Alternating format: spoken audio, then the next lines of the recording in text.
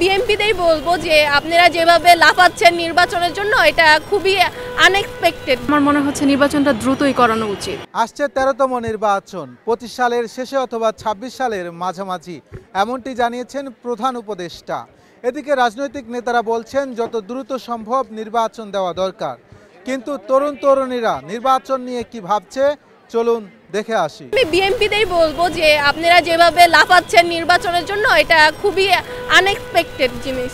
যেভাবে আপনারা নির্বাচনের জন্য চাচ্ছেন যে নির্বাচন লাগবে মানে লাগবে জুলাইয়ের মধ্যে, আপনারা কে যে আপনারা এভাবে নির্বাচন আদায় করছেন? আপনারা তো 5 মাস আগেই আপনি বক্তব্য দিয়েছেন যে আমরা জুলাই গণঅভ্যুত্থান আন্দোলনের মধ্যে নেই, সম্পৃক্ত নেই, কিন্তু আমরা তাদের সাপোর্ট দিচ্ছি। তো সেই অনুযায়ী আমি মনে করি না যে আপনাদের উচিত এভাবে নির্বাচনের জন্য ঝামেলা করা। আপনাদের প্রত্যেকটা সমাবেশ এবং মিটিং যাই বলেন সেটার মধ্যেই হয় যে নির্বাচন তাড়াতাড়ি দেওয়া উচিত, এত সংস্কারের প্রয়োজন আছে বলেই আমরা আন্দোলন করেছি, আমাদের ভাইরা রক্ত দিয়েছে। নির্বাচন বিষয়টা এমন, যেহেতু আমাদের দেশ জনগণ সবার জন্য নির্বাচনটা এখন খুবই জরুরি। দেশের যেরকম অবস্থা দেখছি, অনেক জায়গায় রুলস মানছে না, কিছু কিছু জায়গায় একটু কড়া রুলস ফেলানো হচ্ছে। সো এই বিষয়ে যদি আমার নিজস্ব ব্যক্তিগত মতামত দেই, তাহলে আমার মনে হচ্ছে নির্বাচনটা দ্রুতই করানো উচিত। কারণ এতে করে একটা সরকার আসবে, একটা সুষ্ঠু একটা রুলস আসবে, আর দেশের মানুষও বুঝতে পারবে যে কাকে দেওয়া উচিত ভোট, কাকে দেওয়া উচিত না। এটা দেশে যারা এই 15-20 বছর যাবৎ অগোছানো একটা দেশকে এত অল্প সময়ের মধ্যে সংস্কার করা সম্ভব বলে আমি মনে করি না।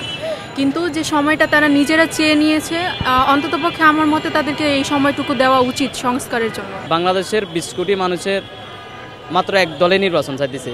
41টা দলের উপরে নিবন্ধিত দল, 53টা দল নিবন্ধিত, 53টা দলের ভিতরে মাত্র একটি দল নির্বাচন চাইতেছে। সেই দলের আমি নাম বলবো না, নাম বলার দরকার না, আপনারা চিনেন। আর বাংলাদেশের বাকি দলগুলো তো নির্বাচন চাইতেছে না, তারা চাইতেছে সংস্কার। আসলে নির্বাচন দিতে হলে তো এই ক্ষেত্রে দেখা গেছে আপনাকে আগে সর্বপ্রথম প্রশাসন এখন পর্যন্ত সংস্কার নেই। আপনি জানেন গতকালকে একটা বরিশাল বিশ্ববিদ্যালয়ে একটা ছাত্র খুন হয়েছে। প্রতিনিয়ত মানুষ মরতেছে প্রশাসনের ব্যর্থতার কারণে। তো এই ক্ষেত্রে যদি এখন নির্বাচন দিলে আপনারা চিন্তা করুন, নির্বাচন দিলে দেশের প্রশাসন ঠিক না হইলে এখন কি লাশ পড়তেছে, তাহলে একদিন 1000 করে লাশ পড়বে যদি নির্বাচনের প্রচারণা শুরু হয় বা নির্বাচনের। আর ডাক্তার ইউনূসকে আমরা অন্তর্বর্তীকালীন সরকার হিসাবে বসেছি, উনি অবশ্যই যৌক্তিক সময় উনি রূপরেখা দিয়ে দিচ্ছে যে যতটা সময় উনি নির্বাচন দিয়ে দিবেন। এখন আমাদের যেই রাজনৈতিক দলগুলো যেভাবে চাচ্ছে নির্বাচন, আমি তার মধ্যে বলবো যে আপনারা তো রক্ত দেন নাই, তাই হয়তোবা আপনারা বুঝছেন না। এখানে আমাদের ভাইয়ের রক্ত দিয়েছি, আমাদের ভাইয়ের প্রাণ দিয়েছি, 2000 শহীদের বিনিময়ে আমাদের দেশ স্বাধীন হয়েছে।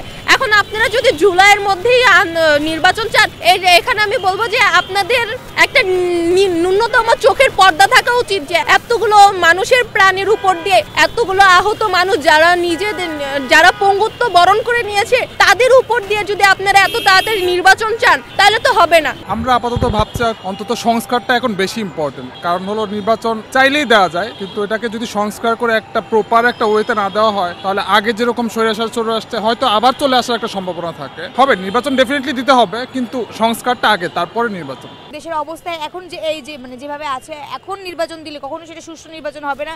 সংস্কার যেই জায়গাগুলোতে দরকার, যেই জায়গাগুলো ভঙ্গুর হয়ে পড়েছে, ইকোনমিক্যালি একটু স্ট্যাবিলিটি এনে তারপর নির্বাচন দেওয়া উচিত। যারা বিভিন্ন দল যে নির্বাচন চাচ্ছে, তারা আসলে তাদের যে এজেন্ডা আছে সেগুলো বাস্তবায়ন করার জন্য নির্বাচন চাচ্ছে, এবং দেশ স্থিতিশীল হোক, তারপরে আপনারা নির্বাচনে আসেন। আমাদের তো সমস্যা নেই, নির্বাচনে গেলে তো আপনারাই আসবেন, আমরা তো জানি যে আপনারা আসবেন, তাহলে এত তাড়াহুড়া কিসের? দর্শক, যেমনটি দেখলাম কেউ কেউ বলছেন সংস্কার করে নির্বাচন দেওয়া দরকার, আবার কেউ কেউ বলছেন নির্বাচনের মাধ্যমে সংস্কার করা সম্ভব।